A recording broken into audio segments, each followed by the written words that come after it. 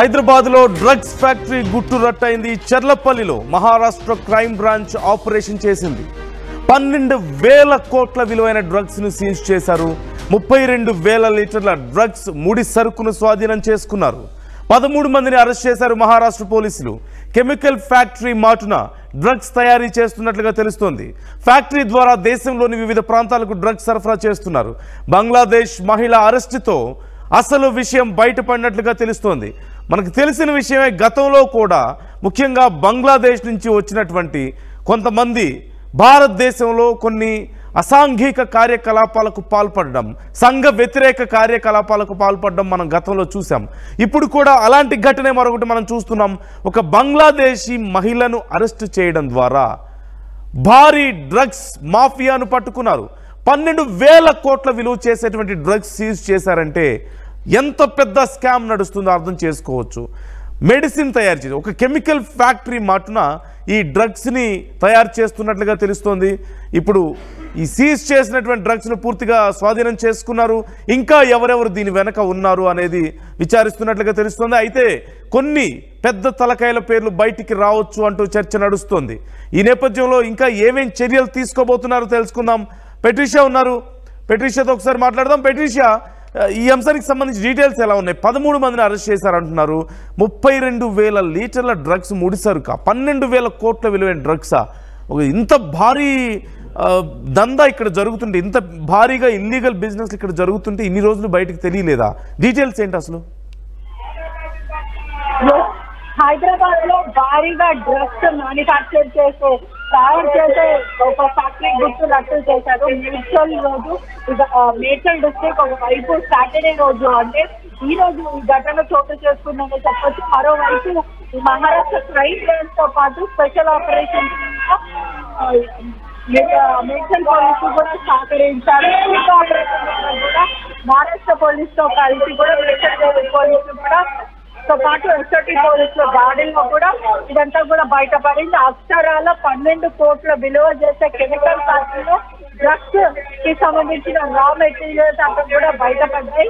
32,000 litres of రా materials seize చేశారు. అదే కాకుండా 13 మందిని కూడా మహారాష్ట్ర పోలీసులు వాళ్ళందరినీ కూడా అదుపులోకి తీసుకున్నారని తెలుస్తుంది.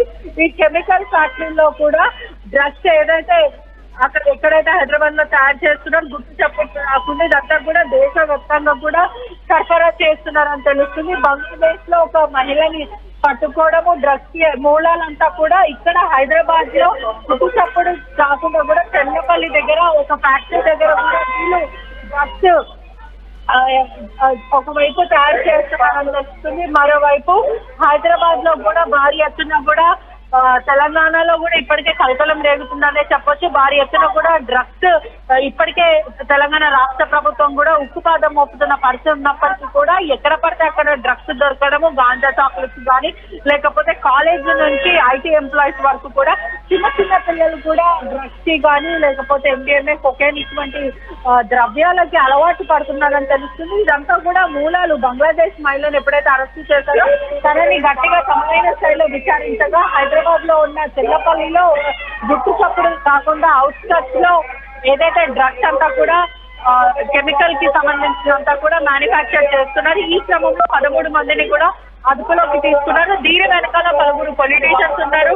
పెద్ద తలకాయల హస్తం ఉన్నట్టు కూడా పుకార్లు అయితే వినిపిస్తున్నాయి. అది ఎంతవరకు నిజం అనేది కూడా పోలీసుల దర్యాప్తులో తెలుస్తుంది. కానీ ఇటీవల కాలంలో ద బిగ్గెస్ట్ హగ్ చెప్పాలంటే కూడా మ్యానుఫ్యాక్చర్ ఫ్యాక్టరీలో డ్రగ్స్ దొరకడం, అది కూడా డ్రగ్స్ 12 కోట్లు విలువ చేసే డ్రగ్స్ ని కూడా వీళ్ళు తయారు చేసి ఇది అమ్ముతున్నారంటే ఏ లెవెల్ ఆఫ్ ఎక్స్టెంట్ లో కూడా హైదరాబాద్ లో డ్రగ్స్ దందా అనేది నడుస్తుంది అనేది కూడా క్లియర్ గా చెప్పచ్చు. కానీ పోలీసులు కూడా ప్రత్యేక టీం ద్వారా కూడా ఎస్ఓటీ పోలీస్ తో పాటు చెల్లపల్లి పోలీసులు, మేడ్చల్ కి సంబంధించిన పోలీసులు, మహారాష్ట్ర క్రైమ్ బ్రాంచ్ పోలీసులు కూడా దీన్ని ప్రస్తుతం ఇన్వెస్టిగేట్ చేస్తున్నారు.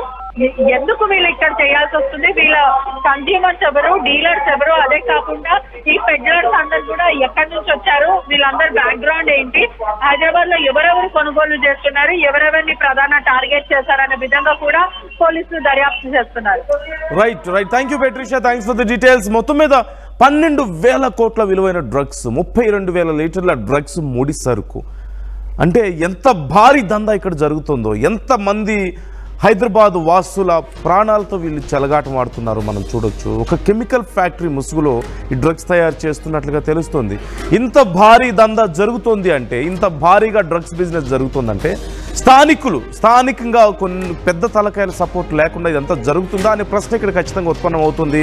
ఆ ప్రశ్న వచ్చినప్పుడు ఖచ్చితంగా సపోర్ట్ ఉంటేనే ఇదంతా పాసిబుల్ అవుతుంది అనే సమాధానం కూడా వస్తుంది.